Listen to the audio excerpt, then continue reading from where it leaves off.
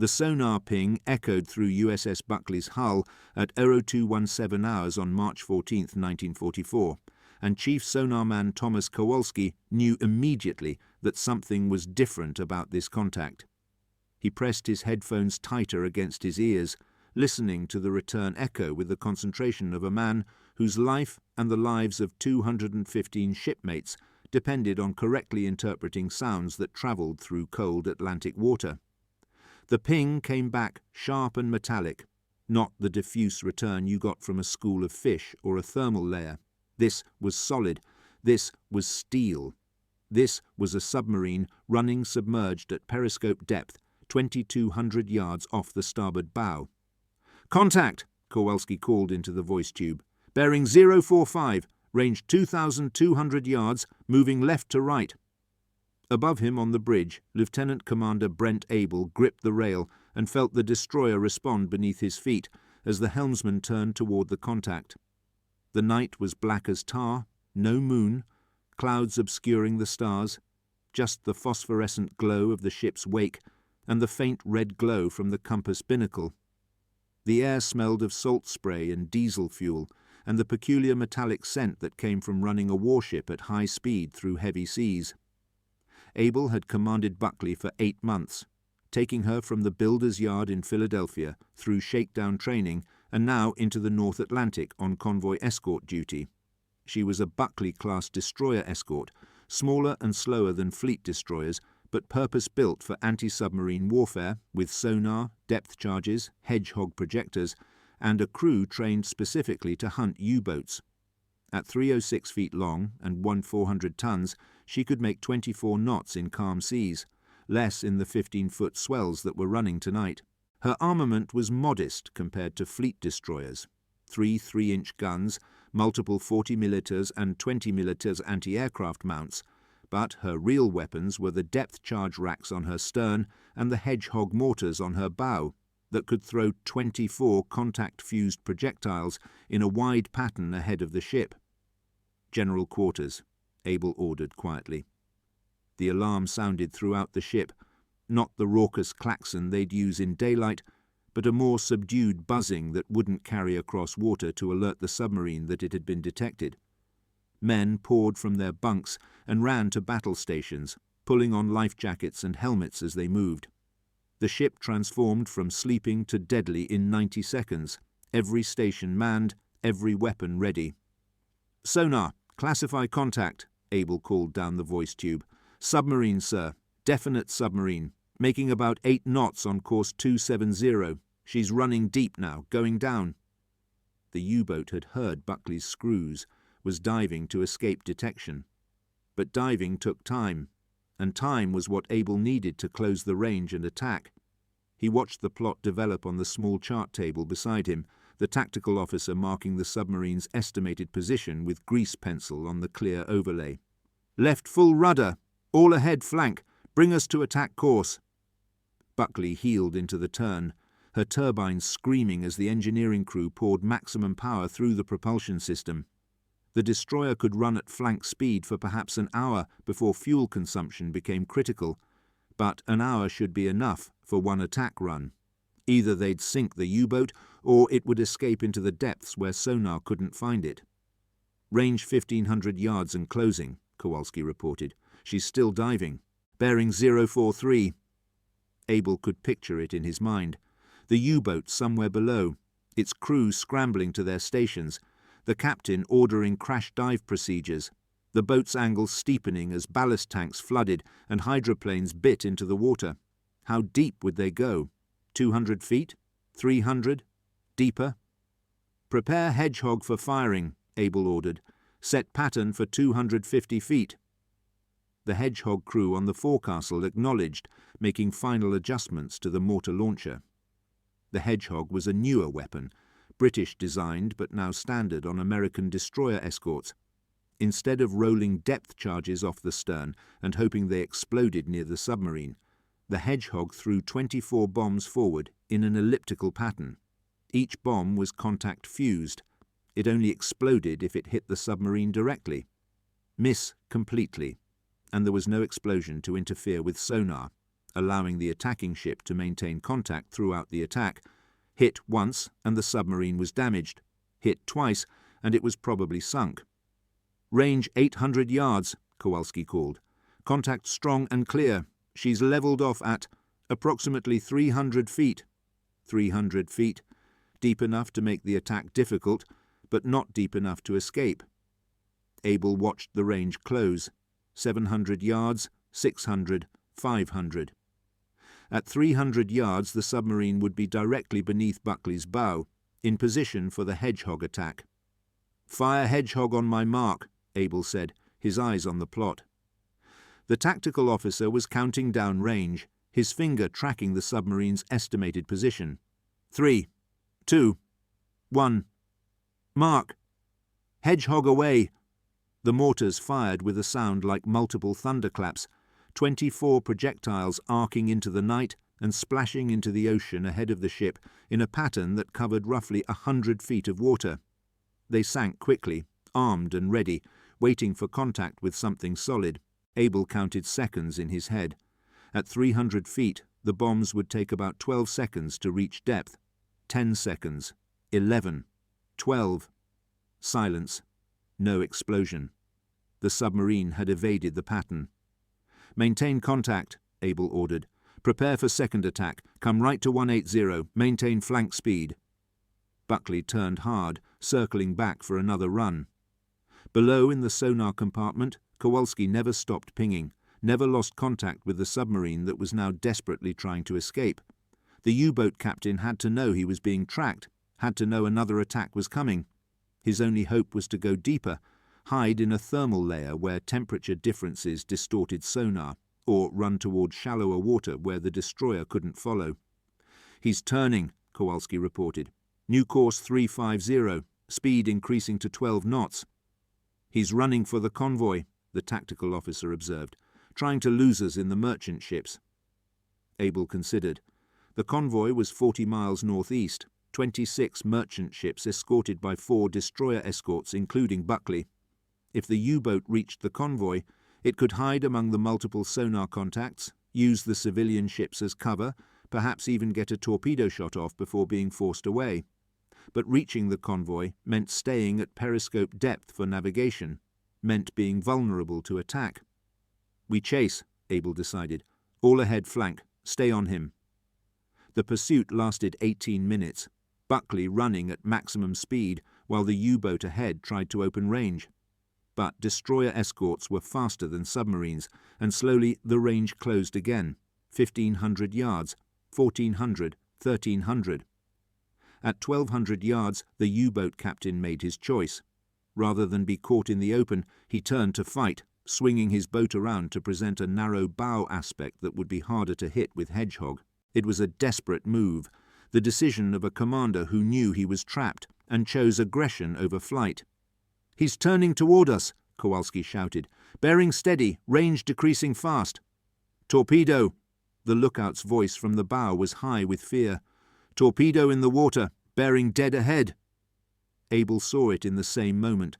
The faint phosphorescent track of a torpedo running shallow, aimed directly at Buckley's bow. The U-boat captain had fired from depth, a blind shot hoping to damage or sink his pursuer, buying time for escape. "Hard right rudder! All ahead emergency!" The destroyer heeled violently, her bow coming around, crew members grabbing handholds as the deck tilted. The torpedo passed down their port side, so close that men on the port rail could see it clearly. A 20-foot dark shape just beneath the surface, leaving a trail of bubbles. It missed by 50 feet and kept going, running until its fuel exhausted, and it sank. "Lost contact," Kowalski reported. "Too much turbulence from our turn. Searching." Without sonar contact, they were blind.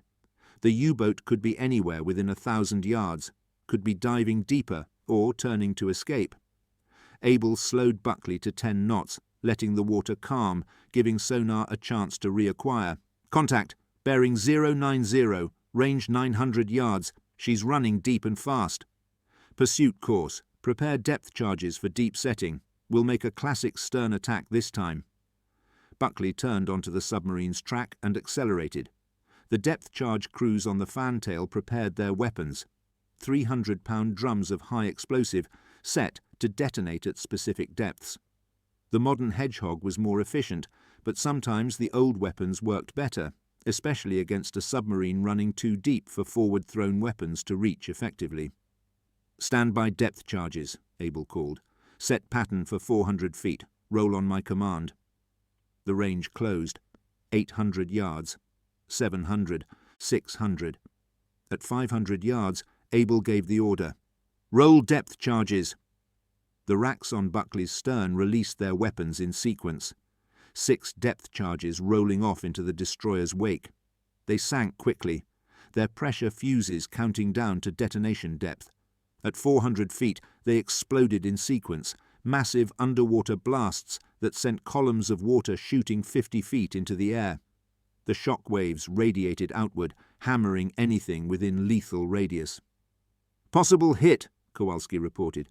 "Heavy turbulence. Wait, contact fading? I think we got her, sir." But Abel had learned not to trust first reports.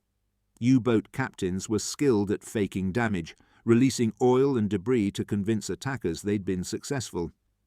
"Maintain search. Circle the area. We're not leaving until we're certain."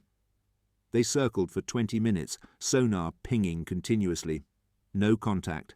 No sound of screw cavitation from a submarine trying to escape. Just empty ocean and the fading turbulence from the depth charge explosions. "There!" The lookout pointed at something dark breaking surface 200 yards off the port beam. It was the U-boat's bow, rising at a steep angle as the submarine lost buoyancy control. She'd been mortally damaged by the depth charges, flooding in multiple compartments, unable to maintain depth. She surfaced with water streaming from her conning tower, already settling by the stern. "All guns! Target the submarine," Abel ordered. "Open fire." Buckley's 3-inch guns opened up at point-blank range, the shells smashing into the U-boat's pressure hull and conning tower. Return fire came from the submarine. Machine guns and deck guns manned by desperate crewmen who knew they were dying but fought anyway. Tracer rounds walked across Buckley's superstructure. A shell from the U-boat's deck gun struck the forward gun mount, killing 2 men and wounding 3. The engagement lasted 4 minutes.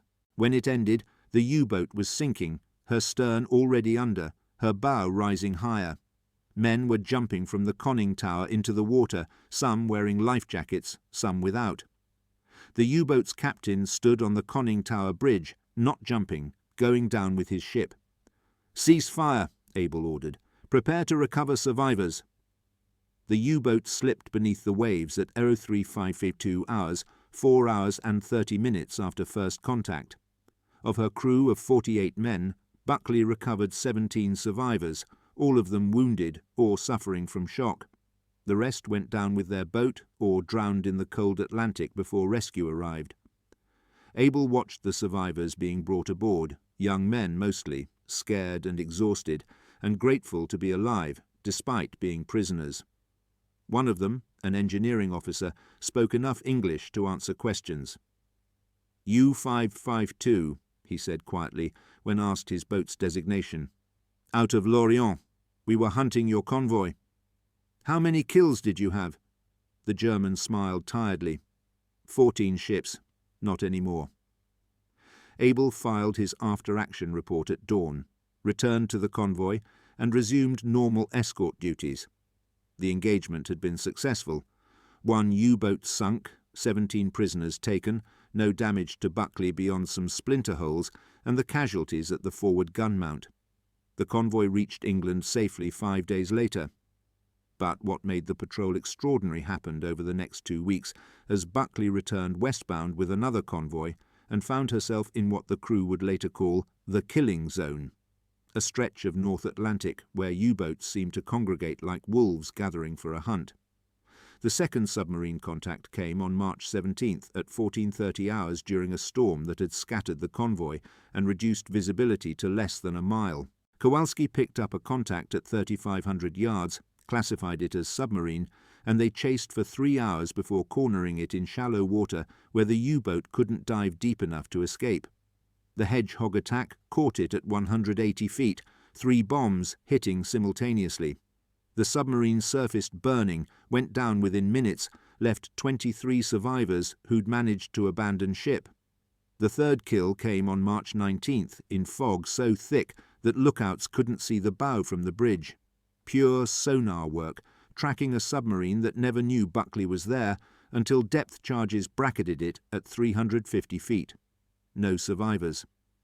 The fourth was a night engagement on March 21st, a running gun battle after the U-boat surprised a straggling merchant ship, and Buckley arrived in time to drive it off.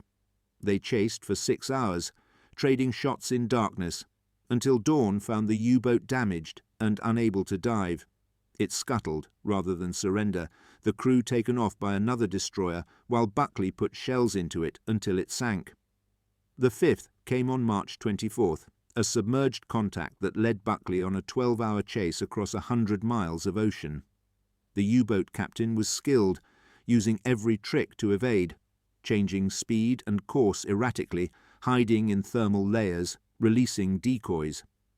But Kowalski was better, never losing contact for more than minutes at a time, guiding Able through attack after attack until the 17th depth charge pattern finally did catastrophic damage. The submarine surfaced, tried to run on the surface, took shell fire from Buckley's guns, and went down with all hands. By then, Buckley had become famous in the North Atlantic. Other ships asked to be assigned to convoys she was escorting. Submarine Command warned U-boat captains to avoid the destroyer with the hull number DE-51. The crew walked with swagger that came from proven success, the knowledge that they were the best at what they did. The sixth kill came on March 28th, and it was different from all the others. Buckley was screening a convoy of tankers when the U-boat attacked at dusk, firing a spread of torpedoes that sank 2 ships and damaged a third. The submarine stayed on the surface, its captain either desperate or overconfident, circling to attack again. Able turned Buckley toward the U-boat at flank speed, closing the range while the deck guns opened fire.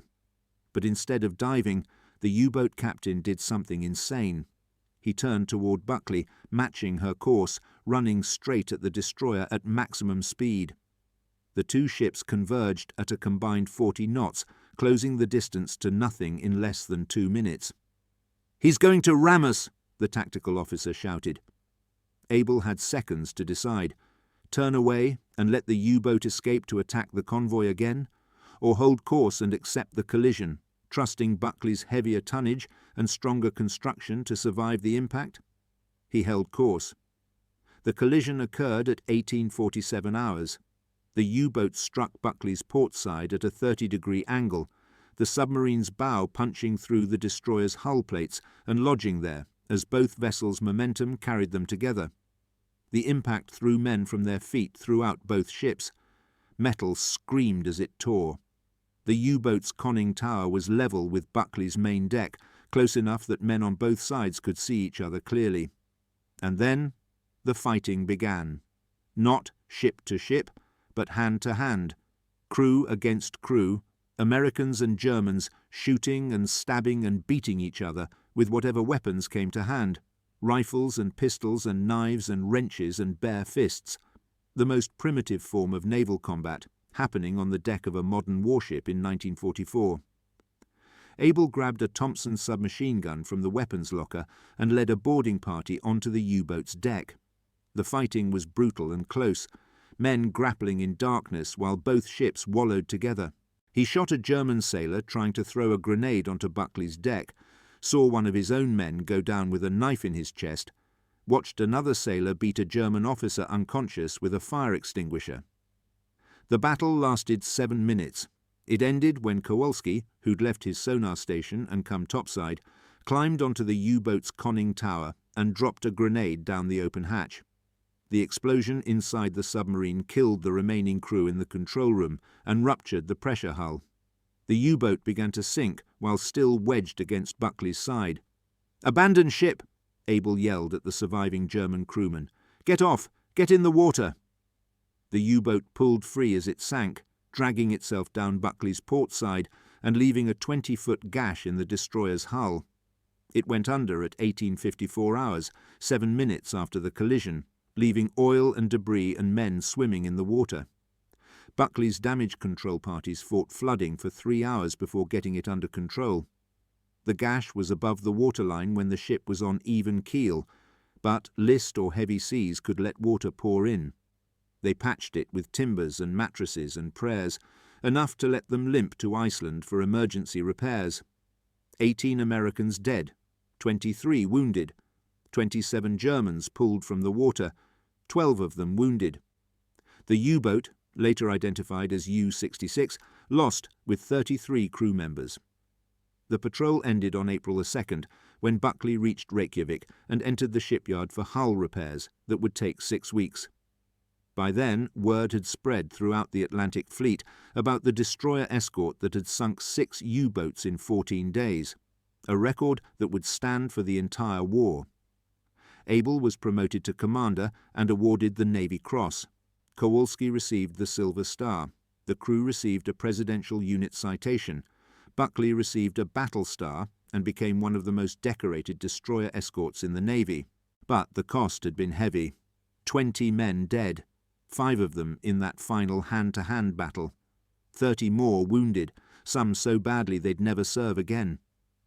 The ship herself bore scars, not just the gash in her port side, but stress fractures from running at flank speed for days, worn-out equipment, pushed beyond design limits, metal fatigue from hundreds of depth-charge explosions. Abel stood on Buckley's bridge one last time before turning over command to the repair yard. The ship was silent now, cold and dead, scaffolding already being erected around her damaged hull. The crew had been reassigned to other ships or sent home on leave. The survivors from 6 U-boats were in POW camps. The dead from both sides were buried in military cemeteries far from home. He thought about the 14 days that had defined his command, about the decisions made in seconds that killed hundreds of men, about the luck, good and bad, that determined who lived and who died. 6 submarines sunk. But at what cost? Was killing worth the nightmares? Was victory worth watching your own men die? He had no answers. Just the weight of command, and the knowledge that he'd done his duty and it had been enough. Buckley returned to service in May, fought through the rest of the war, survived, and was decommissioned in 1946. She was sold for scrap in 1969, her steel recycled, her history reduced to a few paragraphs in reference books. But the men who served on her never forgot, and neither did the families of the men who died fighting from her deck. On the bottom of the Atlantic, 6 U-boats rest where they fell, their crews still inside, their war over. The ocean keeps their memory as it keeps all things, silently, eternally, without judgment or mercy. And somewhere in the darkness and cold, the ghosts of ships and men remain, locked in combat that will never end, fighting a war that no one won.